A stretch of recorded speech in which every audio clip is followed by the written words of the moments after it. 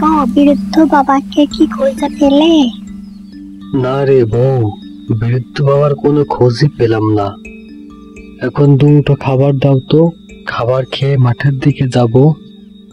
হ্যাঁ দিচ্ছি গো, তুমি হাত মুখ ধুয়ে আসো তো দেখি।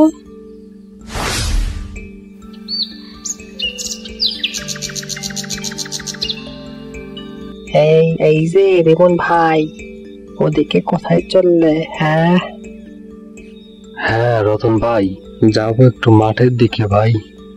ধানগুলো তো পেকে গেছে, দেখতে যাব কবে কাটা যায়। আমি এখন যাই রতন ভাই, আমার হাতে সময় নেই, আবার গঞ্জের দিকেও যেতে হবে।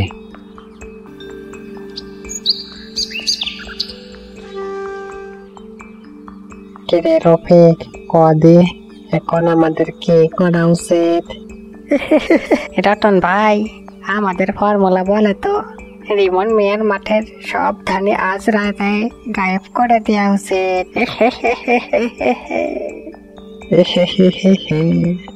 বাহ রফিক বাহ, আমার সামনে থাকতে থাকতে তোর মাথায় তো ভালো বুদ্ধি আসতে শুরু করেছে। হ্যাঁ কিন্তু রতন ভাই, রিমন মিয়ার এতগুলো ধান আমরা দুজনে গায়েব করব কি করে? না রে রফিক না, যা ভেবেছিলাম তা না রে, তোর মাথায় বুদ্ধির কিছুটা অভাব আছে রে। আর হারামজাদা শোন, পাশের 2 গ্রামে আমাদের যে সাঙ্গু পাঙ্গু আছে, তাকে হাতে ছেড়ার জন্য আছে রে। হ্যাঁ রফিক, তোর মাথায় বুদ্ধি হবে কবে রে? হ্যাঁ রতন ভাই বুঝেছে এবার। হ্যাঁ কি যে বলছো তা তো ভালো করে জানি। এখন যা তো কমলনগর আর কাঞ্চননগর যা,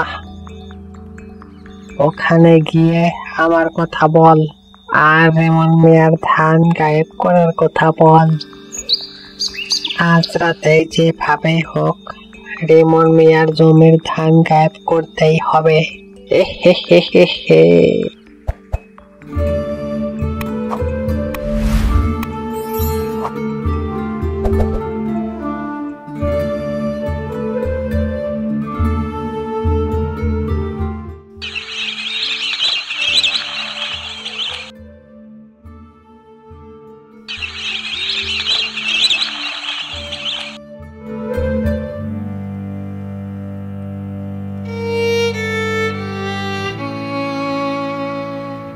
হাই হাই হাই, এই আমার কি হয়ে গেল? আমার এত বড় ক্ষতি করলো কে? এখন আমার কি হবে? High high high.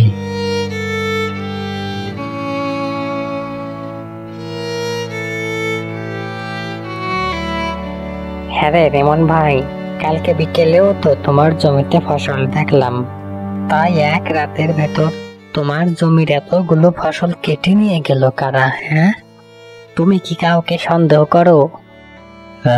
না রে ভাই কবির, আমি তো কোনোদিনই কারো কোনো ক্ষতি করি নাই। আমার জানা মতে তো আমার কোনো শত্রুও নেই। আমি কাকেই বা সন্দেহ করব? তুমিই বলো কবির। এখন আমি কি আর করব? মোড়ল মশাইয়ের কাছ থেকে সমস্ত জমির দলিল দিয়ে ঋণ করে টাকা এনেছিলাম, তাই এবছরেই দেওয়ার কথা ছিল। ঋণের টাকা সময় মতো পরিশোধ না করতে পারলে সমস্ত জমি মোড়ল মশাইয়ের নামে লিখে দেওয়ার কথা। এখন আমার আর কি করার আছে কবির? ফসলের সাথে সাথে আমার জমিটুকু আর থাকলো না। রেমন ভাই, আপনি এত ভেঙে পড়বেন না, দেখবেন আল্লাহ আপনার জন্য কোনো না কোনো ব্যবস্থা ঠিকই করে দিবেন।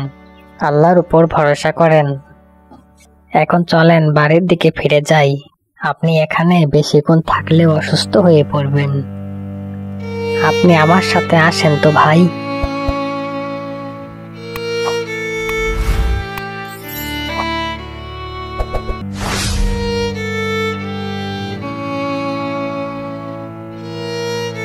কি গো, আজকে তোমার মুখটা পেঁচার পেঁচার লাগছে কেন? কোনো অঘটন ঘটেছে নাকি? আরে বউ, আমাদের অনেক বড় সর্বনাশ হয়ে গেছে। হ্যাঁ সর্বনাশ, আবার আমাদের কি সর্বনাশ হলো গো? তুমি কি সর্বনাশের কথা বলছো হাজিবার বাবা? আরে আর বলো না বউ, ভাবতেই আমার দমটা বন্ধ হয়ে আসতেছে। আমাদের সকল জমির সব ধানে চুরি হয়ে গেছে। আবার ওদিকে এবছর এই মোড়ল মশাই সব ঋণের টাকা পরিশোধ করতে হবে। এবছর ঋণের টাকা পরিশোধ করতে না পারলে বাপ দাদা রেখে যাওয়া সব জমি মোড়ল মশাইয়ের নামে লিখে দিতে হবে বউ। হাজিবার বাবা, তুমি বেশি চিন্তা করো না, দেখবা আল্লাহ আমাদের জন্য কোনো না কোনো পথ ঠিকই দেখিয়ে দিবে। বউ, আমার জন্য কেমন কেমন লাগছে। ওগো, কি হলো তোমার?